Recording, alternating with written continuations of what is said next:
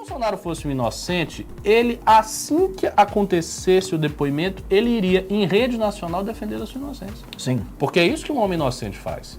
Se você é um inocente e estão lhe acusando de fazer alguma coisa, ou de saber de algo que você não sabia, você fica indignado. Você vai a público e se defende. É isso que o inocente faz. E ele não fez. E por que ele não fez? Porque ele não é inocente.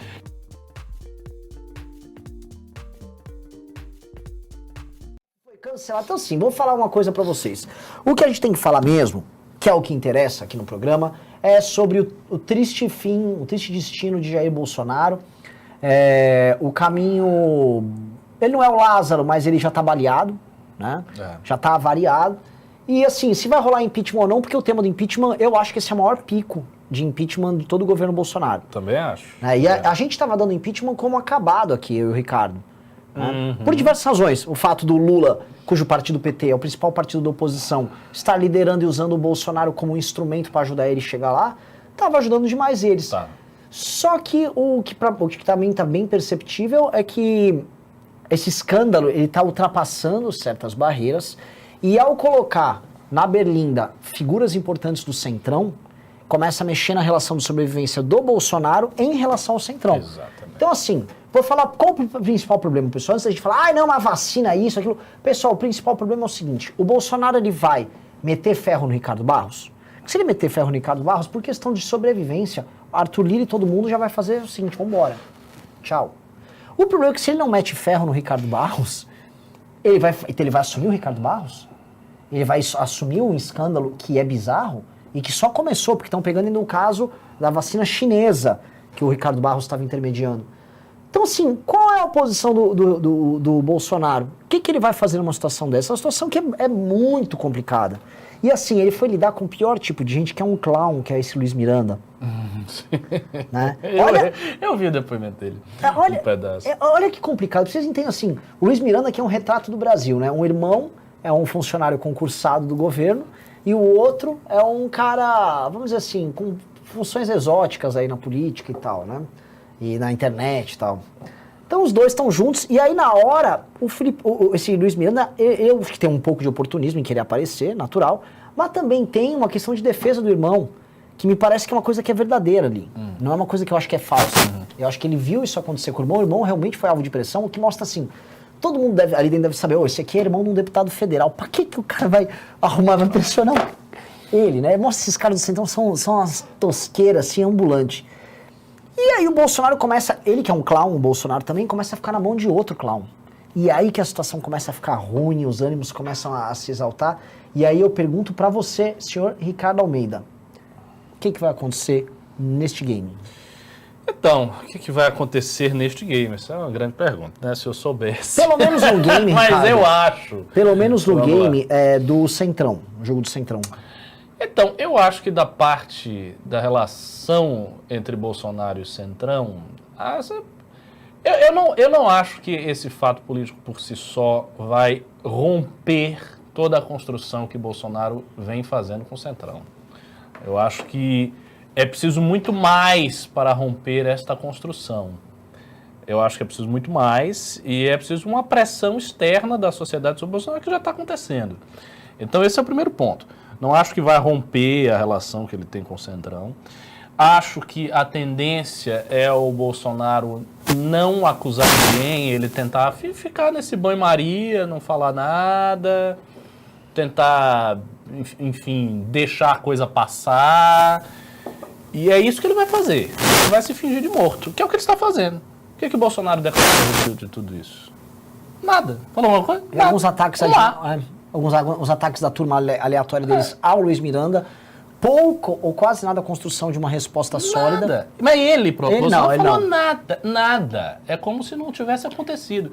Ele não foi e não deu um pronunciamento, ele não deu uma entrevista, ele não pegou algum cupincha dele de alguma rádio que ele paga para dar uma entrevista redonda, ele não falou nada. O Bolsonaro tá na dele.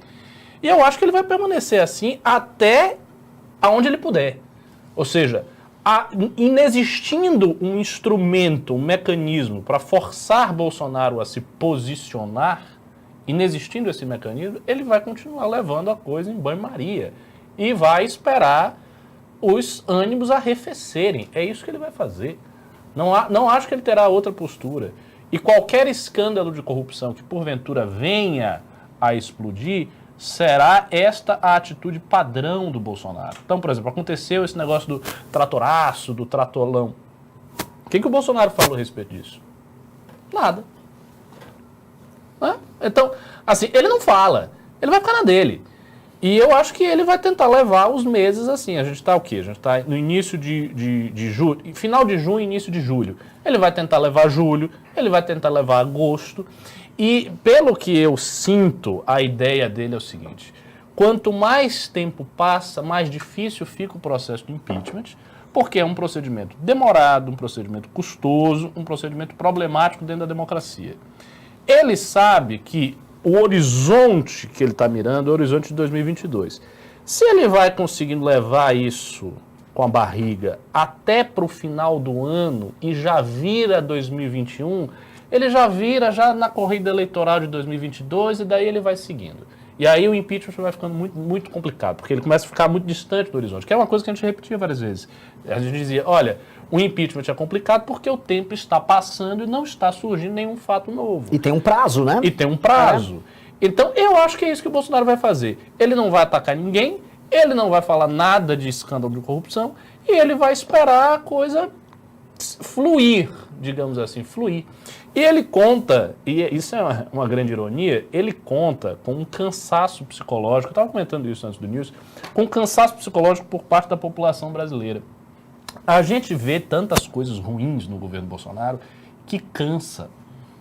Isso que a gente está vendo agora, esses desdobramentos que acirraram muitos ânimos, se tivesse acontecido lá atrás, no início do governo, ia ser uma crise tremenda. Não está sendo tanta a crise. E veja que nós estamos falando de prevaricação envolvendo vacina numa pandemia. É um troço que não então, tem... é um negócio, assim, grotesco. Ricardo, em termos morais, isso em termos morais, isso é mais grave que o Petrolão. Isso é mais grave que o Mensalão. Eu falei isso. Isso é mais grave que o escândalo de Fernando Henrique. Ricardo, num bom país árabe, o que aconteceria com ele? Ele seria morto. Haveria uma revolução. Estilo Gaddafi, sim. Haveria uma revolução, possivelmente. Você ia ter grupos paramilitares islamitas que tomam o poder, pô. Isso é uma coisa muito grave, muito grave.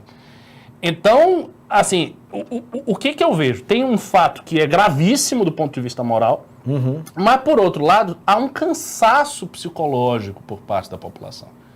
Então, as pessoas estão cansadas de ver as coisas. E Bolsonaro conta com este cansaço. Então, quanto mais ele produzir, quanto mais o governo produzir microcrises, microproblemas, microquestões, melhor para ele. Porque aí essas grandes questões vão se diluindo em meio de outras coisas. Ele não vai falar nada, vai ficar quieto, vai esperar dar agosto, dar setembro, dar outubro, e é isso. Essa é a postura que eu enxergo nele. A única estratégia dele. Porque é como você falou, se ele, por exemplo, ele chegasse a público e dissesse, olha, eu não fiz nada, o culpado é esse cara aqui, Ricardo Barros, e apontasse o dedo, isso seria terrível, porque o Ricardo Barros ia se defender. Então ele ia jogar o presidente no chão. E o Centrão ia se defender, e ia para cima do presidente. Ia querer jogar o Bolsonaro no chão. Então ele não pode fazer isso. Principalmente não pode, porque ele sabia. É óbvio que o Bolsonaro sabia. Isso é um negócio... É evidente. Então, ele não é um inocente. Se ele realmente fosse... Outra coisa que todos vocês devem refletir, e os bolsonaristas têm que refletir nisso.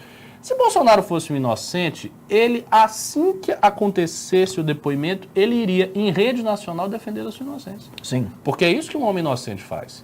Se você é um inocente e estão lhe acusando de fazer alguma coisa, ou de saber de algo que você não sabia, você fica indignado. Você vai a público e se defende. É isso que o inocente faz. E ele não fez. Por que ele não fez? Porque ele não é inocente. Então ele não vai chegar, eu não acho que... ele vai chegar e vai apontar o... Ele não vai fazer isso. Ele vai ficar na dele, vai tentar levar tudo em banho-maria e esperar que as pessoas